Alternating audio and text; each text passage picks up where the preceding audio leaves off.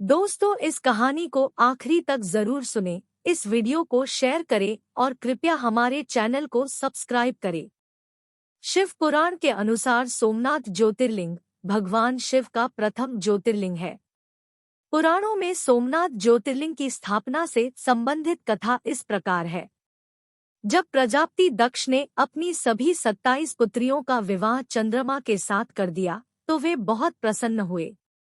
पत्नी के रूप में दक्ष कन्याओं को प्राप्त कर चंद्रमा बहुत शोभित हुए और दक्ष कन्याएं भी अपने स्वामी के रूप में चंद्रमा को प्राप्त कर सभी कन्याएं भी इस विवाह से प्रसन्न थी। चंद्रमा की उन 27 पत्नियों में रोहिणी उन्हें सबसे ज्यादा प्रिय थी, जिसको वे विशेष आदर तथा प्रेम करते थे। उनका इतना प्रेम अन्य पत्नियों से नहीं था। चंद्रमा की अपनी तरफ उदासीनता और उपेक्षा का देखकर रोहिणी के अलावा बाकी दक्ष पुत्रियां बहुत दुखी हुई। वे सभी अपने पिता दक्ष की शरण में गईं और उनसे अपने कष्टों का वर्णन किया। अपनी पुत्रियों की व्यथा और चंद्रमा के दुर्व्यवहार को सुनकर दक्ष भी बड़े दुखी हुए। उन्होंने चंद्रमा से भेंट की और शांतिपूर्वक कहा, कलानिधे, तुमने निर्मल व पवित्र कुल में जन्म लिया है, फिर भी तुम अपनी पत्नियों के साथ भेदभावपूर्ण व्यवहार करते हो। तुम्हारे आश्रय में रहने वाली जितनी भी स्त्रियां हैं, उनके प्रति तुम्हारे मन में प्रेम कम और अधिक, ऐसा सौतेला व्यवहार क्यों है? तुम किसी को अधिक प्यार करते हो और किसी को कम प्यार देते हो, ऐसा क्यों करते हो? अब तक जो व्यवहार किया है वह ठीक नहीं है, फिर अब आगे ऐसा दुर्व्यवहार तुम्हें नहीं करना चाहिए। जो व्यक्ति आत्मीयजनों के साथ विषमतापूर्ण व्यवहार करता है, उसे नरक में जाना पड़ता है। इस प्रकार प्रजापति दक्ष ने अपने दामाद चंद्रमा को प्रेमपूर्वक समझाया और चंद्रमा में सुधार हो जाएगा ऐसा सोच प्रजापति दक्ष वापस लौट आए। इतना समझाने पर भी चंद्रमा ने अपने ससुर प्रजापति दक्ष की बात नहीं मानी। रोहिणी के प्रति अतिशय आसक्ति के कारण उन्होंने अपने कर्तव्य की अवहेलना की तथा अपनी अन्य पत्नियों का कुछ भी ख्याल नहीं रखा और उन सभी से उदासीन रहे। दोबारा समाचार प्राप्त कर प्रजापति दक्ष बड़े दुखी हुए। वे पुनः चंद्रमा के पास आकर उन्हें उत्तम नीति के द्वारा समझने लगे। दक्ष ने चंद्रमा से न्यायोचित बर्ताव करने की प्रार्थना की। बार बार आग्रह करने पर भी चंद्रमा ने अवहेलनापूर्वक जब दक्ष की बात नहीं मानी, तब उन्होंने चंद्रमा को शाप दे दिया। दक्ष ने कहा कि मेरे आग्रह करने पर भी तुमने मेरी अवज्ञा की है, इसलिए तुम्हें क्षयरोग हो जाए। दक्ष द्वारा शाप देने के साथ ही क्षण भर में चंद्रमा क्षय रोग से ग्रसित हो गए। उनके क्षीण होते ही सर्वत्र हाहाकार मच गया। सभी देवगण तथा ऋषिगण भी चिंतित हो गए। परेशान चंद्रमा ने अपनी अस्वस्थता तथा उसके कारणों की सूचना इंद्र आदि देवताओं तथा ऋषियों को दी। उसके बाद उनकी सहायता के लिए इंद्र आदि देवता तथा वशिष्ठ आदि ऋषिगण ब्रह्मा जी की शरण में गए।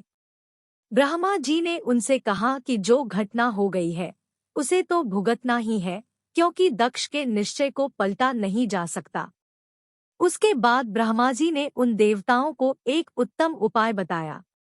ब्रह्मा जी ने कहा कि चंद्रमा देवताओं के साथ कल्याणकारक शुभ प्रभास क्षेत्र में चले जाएं। वहां पर विधिपूर्वक शुभ मृत्युंजय मंत्र का अनुष्ठान करते हुए श्रद्धापूर्वक भगवान शिव की आराधना करें। अपने सामने शिवलिंग की स्थापना करके प्रतिदिन कठिन तपस्या करें।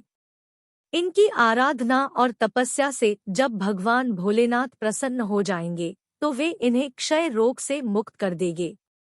पितामह ब्रह्मा जी की आज्ञा को स्वीकार कर देवताओं और ऋषियों के संरक्षण में चंद्रमा देवमंडल सहित प्रभास क्षेत्र में पहुंच गए।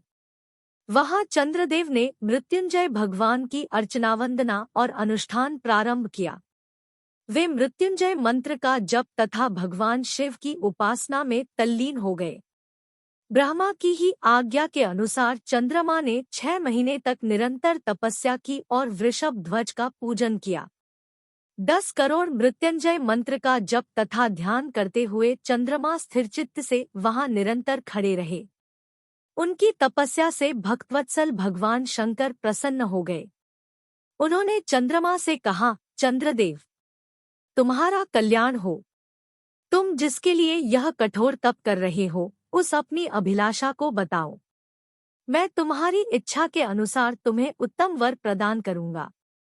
चंद्रमा ने प्रार्थना करते हुए विनयपूर्वक कहा, देवेश्वर, आप मेरे सब अपराधों को क्षमा करें और मेरे शरीर के इस क्षयरोग को दूर कर दें। भगवान शिव ने तपस्या से प्रसन्न होकर चंद्रदेव से वर मांगने के लिए कहा। इस पर चंद्रदेव ने वर मांगा कि हे भगवान, आप मुझे इस श्राप से मुक्त कर दीजिए और मेरे सारे अपराध क्षमा कर दीजिए। इस श्राप को पूरी से समाप्त करना भगवान शिव के लिए भी संभव नहीं था। आता मध्य का मार्ग निकाला गया। चंद्रदेव, तुम्हारी कला प्रतिदिन एक पक्ष में क्षीण हुआ करेगी, जबकि दूसरे पक्ष में प्रतिदिन वह निरंतर बढ़ती रहेगी। इस प्रकार तुम स्वस्थ और लोक सम्मान के योग्य हो जाओगे। भगवान शिव का कृपा रूपी प्रसाद प्राप्त कर चंद्रदेव बहुत प्रसन्न हुए। उन्होंने भक्ति भावपूर्वक शंकर की स्तुति की। ऐसी स्थिति में निराकार शिव उनकी दृढ़ भक्ति को देखकर साकार लिंग रूप में प्रकट हुए और संसार में सोमनाथ ज्योतिर्लिंग के नाम से प्रसिद्ध हुए।